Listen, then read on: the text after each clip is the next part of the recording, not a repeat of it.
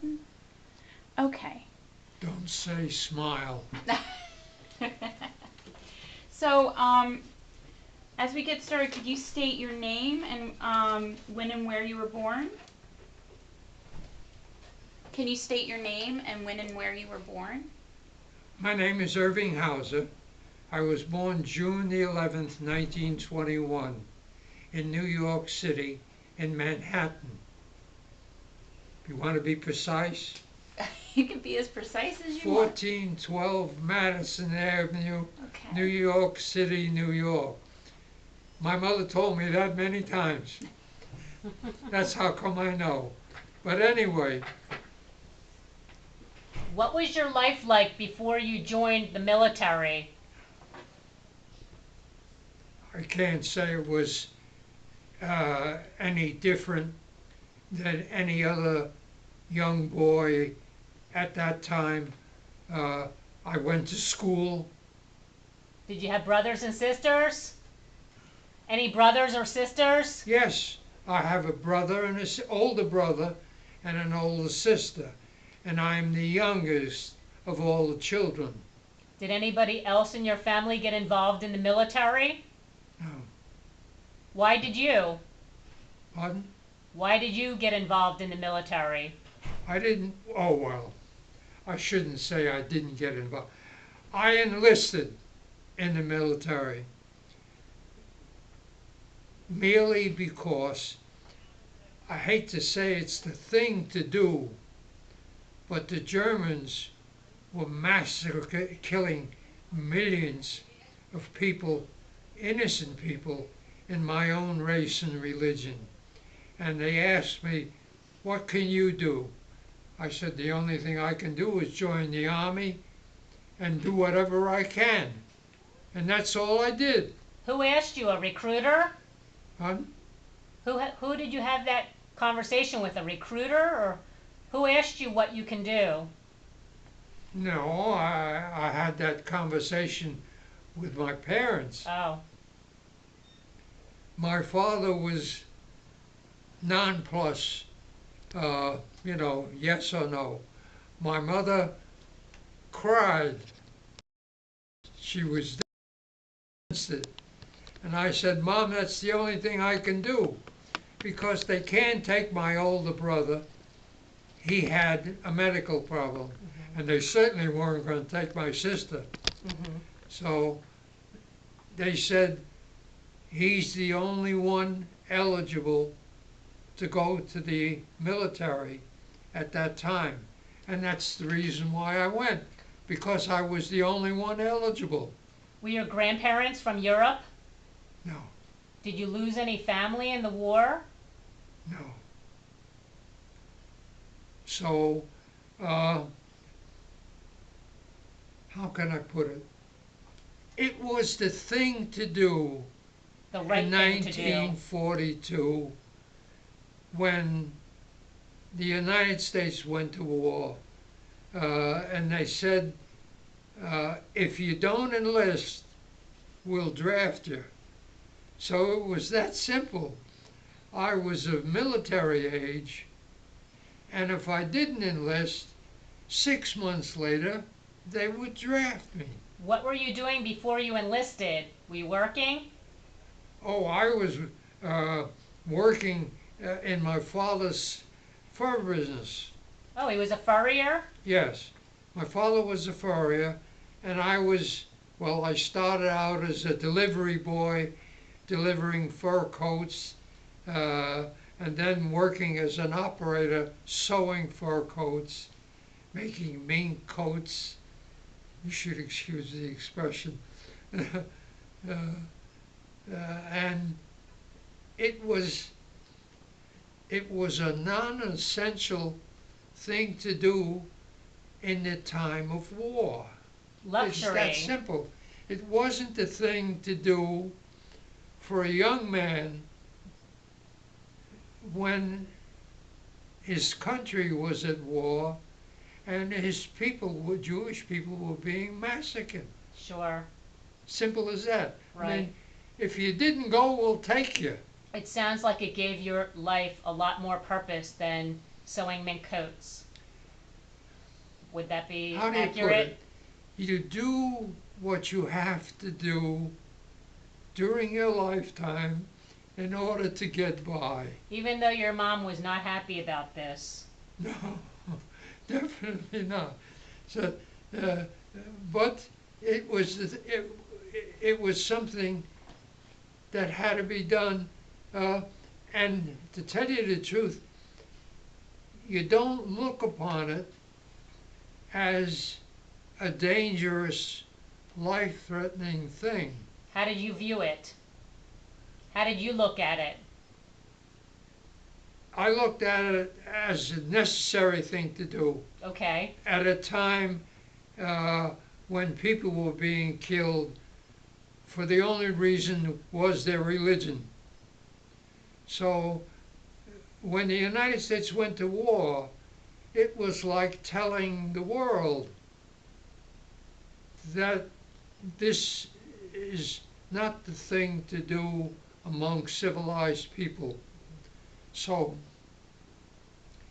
you have to do what you have to do in times of emergency Mm-hmm. in order to get by. That's, It's that way even in your daily life. mm-hmm. So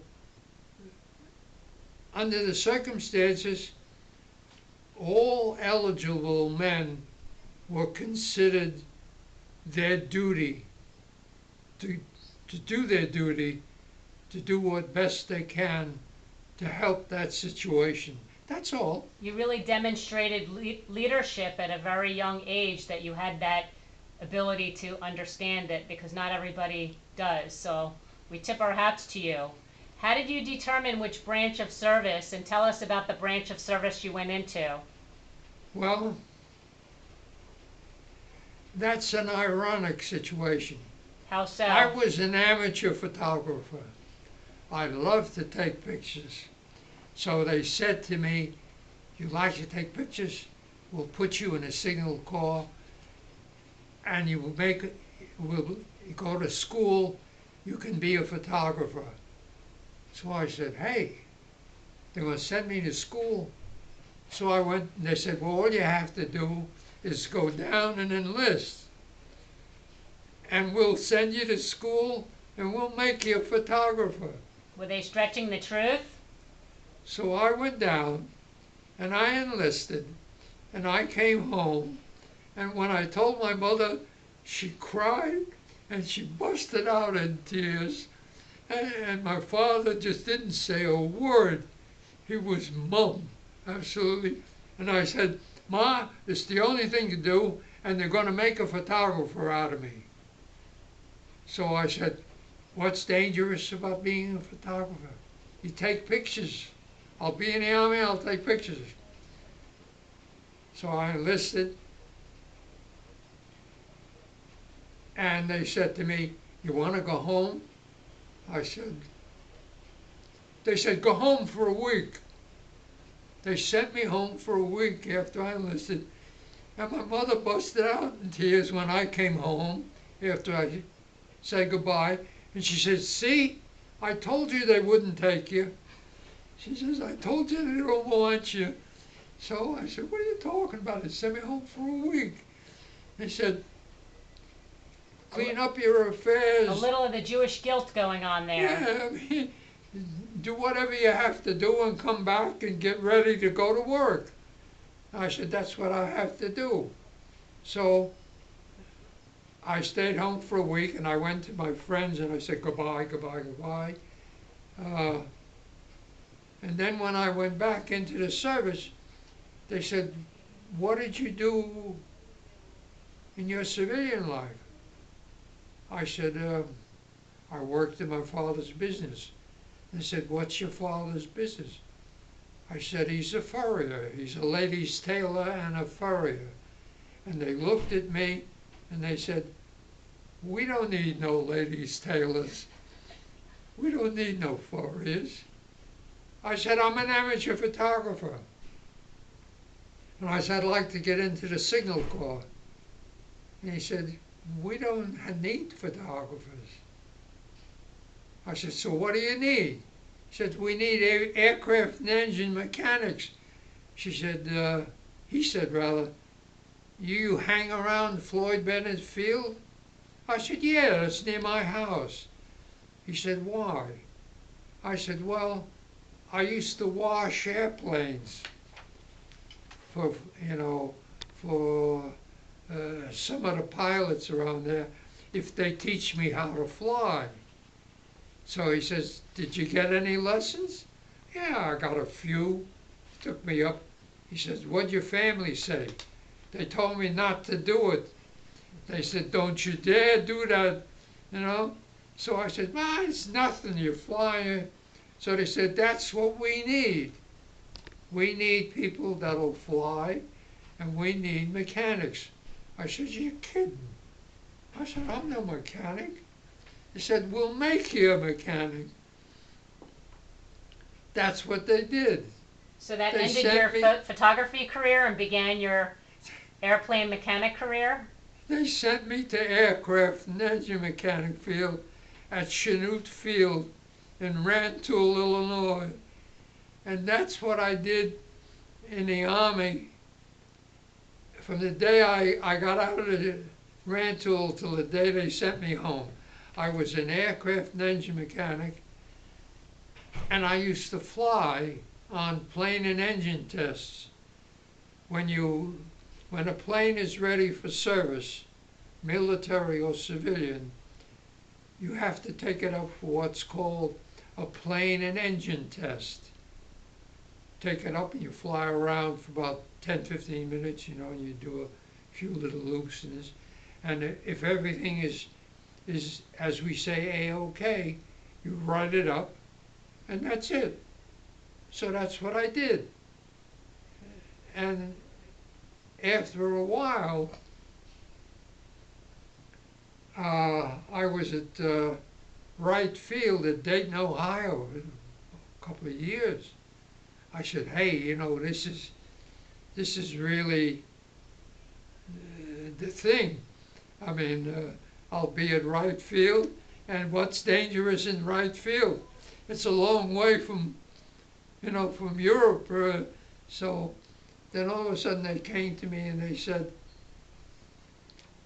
we need people out in service.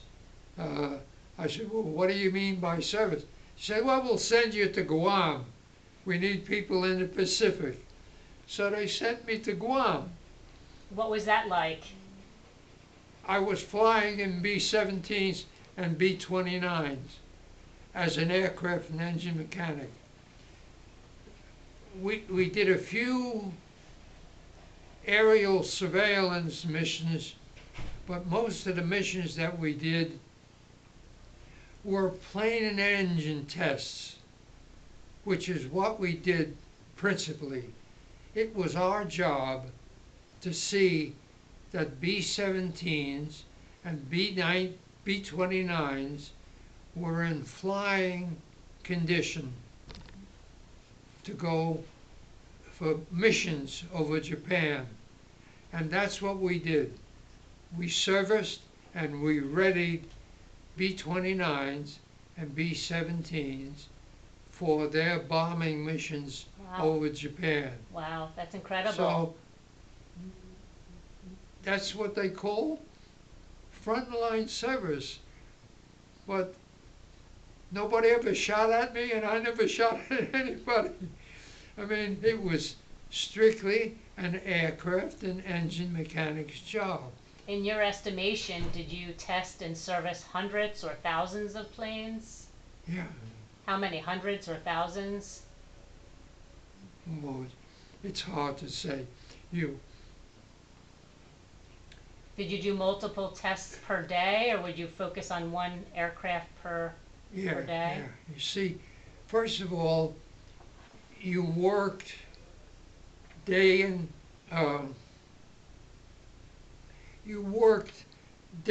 night as needed. There was no such thing as hours. There was no such thing as Sunday. How did you like that lifestyle? I'll tell you the truth, you get used to it. you have nothing else to do. Uh, you can't sit around the barracks. Uh, there's no place to go. On Guam and Saipan, there's nothing there but military installations. What was it like? Do you recall the weather or the culture or anything? What was it like to what? What was Guam like? On Guam? Yeah, what was the life, the weather like, the people? Do you have any memories of that? You had absolutely nothing to do with the natives. And I mean that is absolutely nothing. Those were your orders? You weren't allowed to communicate with them? The military frowned upon fraternization with the natives, especially with the women, because here you are, 20, 21 years old, and there are girls, and what do you think about? You think about girls. What does any uh, hmm, normal boy think about at 20 and 21? Girls. And they didn't like that because You you were get into focused on your trouble. mission, Yeah. your responsibility? And incidentally, the problem was, believe it or not, venereal disease, which was the problem in the military on Guam among men that fraternized and socialized with women.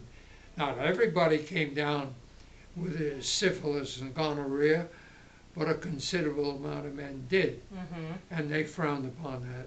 So the only thing they emphasized